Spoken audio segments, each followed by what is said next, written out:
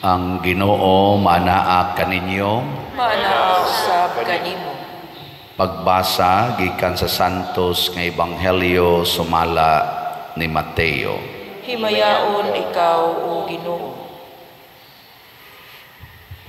Unya miadto si Hesus sa yuta duol sa lungsod sa Cesarea Filipo ug didto nangutana siya sa iyang mga tinun-an sumala sa mga tao kinsa man ang anak sa tao. Sila mitubag, may nag-ingon nga siya mao si Juan nga magbubunyag, ang uban nag-ingon nga siya mao si Elias, samtang ang uban nag-ingon nga siya mao si Jeremias o laing propeta. Si Jesus nangutana kanila, apan kamo unsa may inyong ikasulti, kinsa man ako? Og mitubag si Simon Pedro, ikaw mao ang Mesiyas nga anak sa Dios nga buhi. Giingnan siya ni Jesus, Simon anak ni Jonas, bulahan kagayod kay kining maong kamatuoran wala moabot kanimo gikan sa bisan kinsang tao, kundili gihatag kanimo sa akong amahan nga atua sa langit.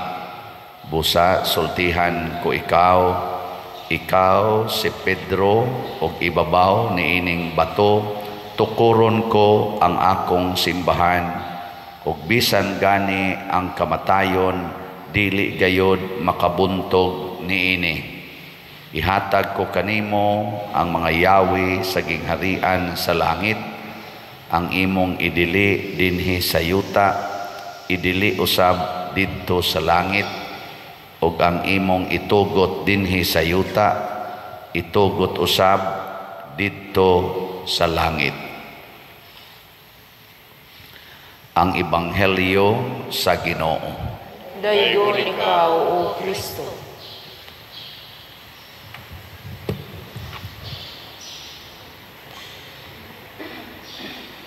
Si San Pedro o si San Pablo nangamatay sa edad nga dili pa kaayo guwang. Tingali na sila sa edad nga mga 60 or 50 kapin. Nya dako kay sila nahimo nga kalampusan sa misyon nila dinhi sa kalibutan. Kamo labi na mong nisobra na sa 60. Kumusta man ang inyong misyon? Nilampos? Ako mo 60 na sad ko karong November 24 kong padangaton sa Ginoo. Ambot nilampos ba kang akong misyon? Kita ra ba usahay gahimo-himo ra tag misyon nato. Mao ta na magkatawa ko nang uban ingon, Pader, gibuhi pagyud sa Ginoo, gibuhi pagyud ko sa Ginoo kay naa pagitingali ko'y misyon. Nako ikaw no. Kaduda day ka nga na day taong nabuhi sa kalibutan na way misyon. Napagitingali ko'y misyon Pader. Nako niyan, hibaw ka unsay imong misyon. Kano lingi ako nung na imong tupad ina unsa may misyon nimo? Buhi pa man ka. Ina. Sahay ra ba buhi ta wa ta kibaw kung sa atong misyon. Ang misyon ni San Pedro ni San Pablo nga mao ra say atong misyon mao ang pagtudlo sa mga tao unsay gitugot ug unsay gidili sa Ginoo dinhi sa yuta ug didto sa langit. Mao na nga niingon ang atong pagampo nga gitudlo ni Kristo kanang amahan namo. Sa toy atong isulti, matuman ang imong kisa man ang imong kang Pedro o kang San Pablo. Ginoo, ang imong pagbuot dinhi sa yuta maingon sa langit. Unya unsa may mga pagbuot sa Ginoo ug unsa man say gidili sa Ginoo ug unsa may gitugot sa Ginoo. Ato lang tingaling summarizon. In relation to life, kani ba tong kinabuhi ba? Unsa may gitudlo sa Ginoo? Siyang ingon. Mamuki ba? Pagpakamatay para sa Ginoo. Kinsay gatudlo ninyo ana, taas ang kamot. Na, wagin mo kahimos inyong misyon. Itudlo gikan pas pagkagamay sa bata hangtod pagkadako nga kining atong kinabuhi gamiton sa pagpakamatay para sa Ginoo, dili magpinatyanay da. Magpakamatay ta para sa Ginoo, di ta magpinatyanay. Pero unsa may gitudlo karos kalibutan? Abortion, artificial contraceptives, mga pills, mga kondom, mga ligation, vasectomy, gubat, death penalty, euthanasia, pulos gyud pagpatay sa kinabuhi. Inay nga magpakamatay ta para sa Ginoo, hadlok na kaitang mamatay dayang ingon, sus daghan na kikog anak na mamatay ni gutom, saon na lang, magpalaygit na lang ko, mag-aborsyon na lang ko. Ana. Unya, og imo nang ilugon akong yuta. Unsa naman lay akong kabuhian? Asa naman lang ko puyo? Mamatay ko. May pag maggubata, may pag magpinatyanay ta. Patay dayon. Wa gyud moingon nga unsa kay relasyon ako sa Ginoo? Unsaon man ako paggamit ang akong kinabuhi aron pagpakamatay para sa Ginoo? No, kana gilingay mong tupad na andam na kang magpakamatay para sa Ginoo, umupatay para di ka mamatay. Oy, mga buangon kitas tanan. Sige ka na ha, in relasyon na sa kinabuhi. Karon, in relasyon sa atong isig katawo, unsa may gitugot sa Ginoo? In relasyon anang imong tupad ba? Kanang tupad nimo? Ingon ang Ginoo, higugmaan na sama sa imong kaugalingon. Nindot no? Higugmaan na sama sa imong kaugalingon. Unya, nganong alihan man ang imong ilang agianan? Nganong imo mang kuralon ang ilang agianan? Nganong imo mang ilogon ang ilang yuta? Nganong imo mang parkingan ang ilang agianan kanang public road? Nganong imo manang libakon? Nganong imo manang dauton? Nganong imo manang dumtan? Nganong di man na nimo tinggan? Nganong imo manang sige hagsaway? Sige, lingay mong tupad. Ingna ba siya ba? Ingna nibati ka nga imo kong kaugalingon? Ingna siya ba? Ingna nibati ka nga ako imo kong kaugalingon? Pasabot kay sama man ka sa akong kaugalingon, makasulod ka sa among balay, makahigda ka didto. Nya kamo mga asawa, mubati mo nga sama sa inyong kaugalingon ang kabit sa inyong bana, makadayon ra na sa inyong balay. Makadayon dili. Ang imong bana ni bati man nga sama sa iyang kaugalingon ang iyang kabit mo nang iyang dados balay niya, kamo mga asawa makadayon. Lingo dili. Yawan on ka. Ingka sala mangguna pa dirgod. Wa pa man ta maghisgot og sala god. Ang atong gisgotan ang imong isig katawo sama sa imong kaugalingon. Mo nagisuportahan is Ginoo og usa ka sugo, ningon siya, higugmaa ang imong kaaway. Sayon raman higugmaon ang mga buotan kana gyung kaaway. Kay ang gugma manggod mao manggod nay mo determine kinsay mahimong part sa atong kaugalingon. Imo ganin ang higugmaon, mahimo na ng part sa imong kaugalingon. Mo bitan na karon ang giusab hinuos mga tao, ang gitudlo bas kalibutan. Higugma ang imong iro sama sa imong kaugalingon. Higugma ang imong iring, ang imong baboy, ang imong manok, hasta pagani ang imong bitin. higugmaa sa mas imong kaugalingon, idog og higda, hagkan-hagkan, ligoon, sininaan, pasimbahon pa.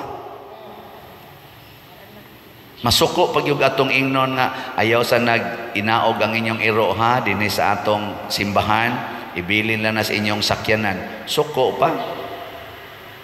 Pakiton pa kita nga ang iro gunitan diya gawas niya butangan pag sinina niya di gyud musod sa simbahan niya, di man ko iro, di man ko pasudon na ng paria na diya. Ari lang ko di gawas. Niya bote kang paria ka nga part man is akong self. Mao ka na isugos Ginoo. Nahigugma ang inyong mga hayop sama sa inyong kaugalingon. Naday sogong Ginoo na. Mo.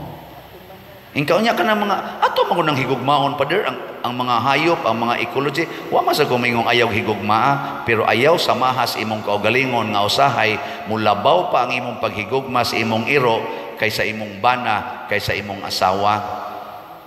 Usahay gani malatusan nimo imong anak kay wa pa kana ang inyong iro. Yang imong anak wa pagikaon na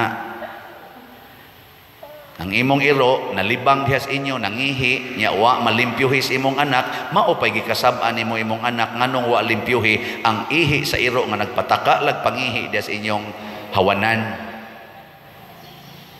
Ang way buot gitagaan nimo kabuot, ang dunanoy buot imo nang gilatos tungod anang way buot. Hangtod na lang noon ang uban nagdepresyon, naghikog na noon kay niingon ang uban nga mas pinangga pang iro kay kanako nga iyang anak. Di ba? Wa day ko maka-counsel og mga tulo na ka batanon nga gustong maghikog kay gilatos sa mama tungod kay wa mapakaon ang iro, tungod kay wa maligo ang iro, og pinaka sakit pa gyud na iniduol nako, bright ra ba kay ning bataa, nag-study siya kay padong ilang exam, naabutan sa mama nga ang iro nalibang dito sa ilang bed. Wa niya mahipos kay focus kay sa siyang study. Giingnan sa siyang mama, imusmos ko ng naong ni murunan ng tais iro. Ngano man nimo diak man na? Atiman na. Yang iro nga nalibang gihagkan-hagkan sa mama, "Papi, wala ka giatiman, wala ka giatiman." Niduol nako ang maong batanon pader maghikog na lang gyud ko. Mas may pang iro hagkan pa bisag naghugaw-hugaw ako noon nga nagtuon wa gani ka-appreciate sa akong mga success sa eskwelahan. Tutok mo na ako gatuo mo di ni tinuod. Daghang mga batanon, mga anak makarelate ani ug ang labaw makarelit ang mga maid o kanang mga boy nga gi-in-charge sa pagpakaon anang tagpila ka iro nga gitangkal nga dagko kay tanan, masipyat lang kag pakaon ana, masipyat kag monitor, patay ka, taktak ka sa imong trabaho, mawad-an ka sa imong trabaho tungod anang mga iro nga pinangga kaayo nga mas lami pagpagkaon, mas mahal pagpagkaon kaysa mga tao nga nag-alagad nila. Di tinod nimbam kayong uban ron tingali. Be, kamong na yung mga iro, i-check ko no, hay may dakog budget, ang imong iro o ang imong katabang? Sige, kanang imong pag-immunize ana, kanang imong mga gipakaon, kanang imong gipangligo, hay may mas dako o gasto. Ang imong iro, ang imong manok, ang imong, unsa pa na diha, iring, o ang imong silingan, nga mo'y nagsigig alagad ninyo. Oy, yaw-yaw pa. Minimum naman akong gihatag nimo. 450 adlaw, kadako na na, minimum na na. 8 hours nga trabaho. Pila may budget sa imong iro kada adlaw o sa imong manok? Tubag. Hay. Mao na ha, isangyaw tani kay mo ni gisangyaw nilang San Pedro ug ni San Pablo, love your neighbor as yourself. O gipamatud-an na ni San Pablo ug ni San Pedro nga giula ang ilang dugo. Yes, gimura sila giluwas sa Ginoo. Si San Pablo kadaghan na lunod, kadaghan gilatos, kadaghan gibato, gibuhi sa Ginoo. Si San Pedro gisod sa karsel, gilatigo, gipriso, suma sa atong kuan karon sa itong pagbasa na to, unang pagbasa, pero nakaluwas siya. Nga matod pa sa atong tubag sa Salmo, sa atong tubag, ang Ginoo, ang anghel sa Ginoo magluwas kanila nga mahadlokon kaniya. Pero tinuod bang giluwas sila sa kamatayon? Wa. Si San Pedro gilansang sa krus, si San Pablo iputlas liog. Ngano man kay ilang gisangyaw ang paghigugmaay, ug wa sila masuko, wa sila maglagot sa nagpatay nila. Ilang gipakita nga kamao silang mohigugma sa mga kaaway. Mao tong patay gid sila. So mo na in relation to others, in relation to the world, sa may gitudlo ni Kristo, in relation ba sa kalibutan, sa may ang gingon, conquer the world, buntuga ang kalibutan. Ngayon sao man nato pagbuntog, kinahanglan higugmao nato ang Ginoo labaw sa tanan dinhis kalibutan. Matod pa ni Kristo, biyai ginang tanan. Nya kun ato ning buhaton pasabot, di ta managana pagpaambit sa tanan aning kalibutana ngadto sa uban sumala sa gisugo sa Ginoo. Munang niingon ang Ginoo, ang inyong idili dinhis yuta, idili sa ditos langit. Musugod na kitag pangangkon, unya dawo na kita sa tanan, ato nang giangkon ang kalibutan o ang mga butang sa kalibutan, misupak na ta sa sugo sa Ginoo nga conquer the world. Sige, lingi ay mong tupad. Yung nanipalit na kag slat. Kay kanang pagpalit og slat, mo na'y pagtudlo nato sa pagpaambit aning mga butang sa kalibutan sumala sa gitudlo sa simbahan. Dili kay mo paambit lang ka sumala sa gitudlo sa imong pagbati o sa imong hunahuna nga tawhanon, kung dili unsay gitudlo sa simbahan. Tinangutanan ako, wadyo kay hunong anang pamaligyag slat pader para unsa manggina. Nako, para simbahan, tsaka dato na ng simbahan. Nako, lakaw dire. Ari dire, tanawag dato bang simbahan. Sa kadaghan ninyong kwarta, kamong mga pari, sus, daghan na kwarta, labi na ng mga obispo. Nako, ato ang obispo, ato ang pari, daghan bag kwarta. Sige, mula sa kagyaw-yaw diha. Nga naman, nagi tinuod kwarta ang pari. Nawa. Bitaw eh. Naay kwartang obispo. Ang simbahan. Pero sa may sugo sa Ginoo, aning tanang kwarta nga miso dinhi bunga sa inyong pagkamanggihatagon, gastuon ang tanan alang sa kaayuhan sa simbahan, sa mga tao o sa mga structures nga atong gipanghimo para sa kaayuhan sa mga tao, sa kalambuan sa ilang pagtuo o sa ilang kaluwasan. Kinahanglan magita mo create og structures. Muna karon gahimo tag kumbinto, naatay social hall ana, naatay mitinganan, naasatay mga higdaanan, mga kinahanglan man ni sa tao, shelter, place to gather, nga dili ta madisturbos uwan. Kaya natan ng atong tent, sige iguan og kusog kayo, di na ta maka hinultol og meeting kay mubaha naman ang yuta. Sige na magagas, mahimo tag arang-arang. Mo sa ning niatay simbahan, kanindot ana imong simbahan, nya ni ade ni kwarta. Nganong panindutan man ginapadir, na kinahanglan ra man tag balay nga simple. Sila si San Pablo, San Pedro, aman toy mga balay. Nganong panindutan man gina? Ako sang tubagon, nganong panindutan man gina mga municipal hall, mga city hall, kana mga eskwelahan, natong eskwelahanan, nganong mo reklamo mangitag way aircon, way elevator, way escalator, nganong mo reklamo mangitag way rampa, nganong ato manginang panindutan ang atong mga daan, mo reklamo mangitag libaongon kaayo nga maagian ra manggid unta na. Kana tubaga na. Lingay mong tupad, inangano man di ay. Nganong imo manginang panindutan ng imong balay nga pwede ra manginig magpayag. Hastag ang bahay sa imong iro nindot kaayo. Nganong imo manginang nindoton nga pwede ra manginang buhian. Pasabot, this is to save and to care life. To save and to care people. Kay diha sa beauty anha nato makita ang Ginoo. Unsa kay kasulti ninyo, no?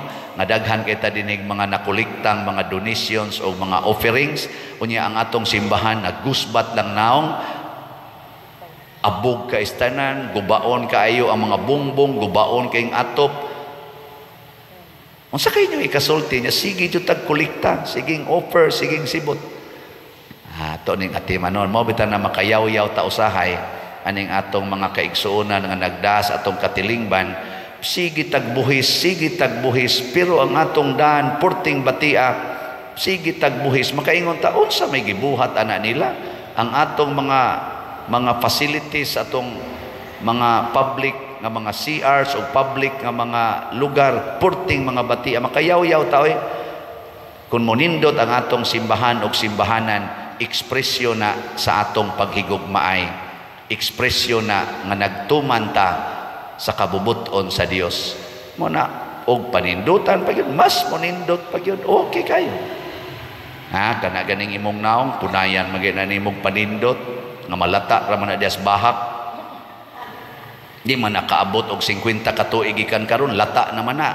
Kani pa bang simbahan nga moabot pa ning tag 100 years, tag 200 years, una pa ni siya maggusbat, di nato panindutan. Nya pila ka tawo ang makapahimos ani kana gani imong naong og asawa ka, imurang bana makapahimos ug bana ka, imura sang asawa makapahimos anang imong naong. Usahay ang kabit maka kuagamay. Nya og pare wa man gani makapahimos ani, gawas og dunay mo sikreto pahimos kasimos ganang bay. Nya panindutan man gani, ipa-parlor pa man gani. Di ba? So pasabot wa ta ma-attach, nag-care, naghatag tagugbang. Ug mao ni ang atong hinumduman nga atong mga misyon. Kanilang santulo na pa may daghan in relation to life, unsa ganito, pagpakamatay para sa Ginoo. In relation sa atong mga isig katao, unsa to? Higugmaa sila sama sa imong kaugalingon. In relation sa kalibutan, buntuga ang kalibutan, ayaw pagpaka-attach aning kalibutan, ipaambit ang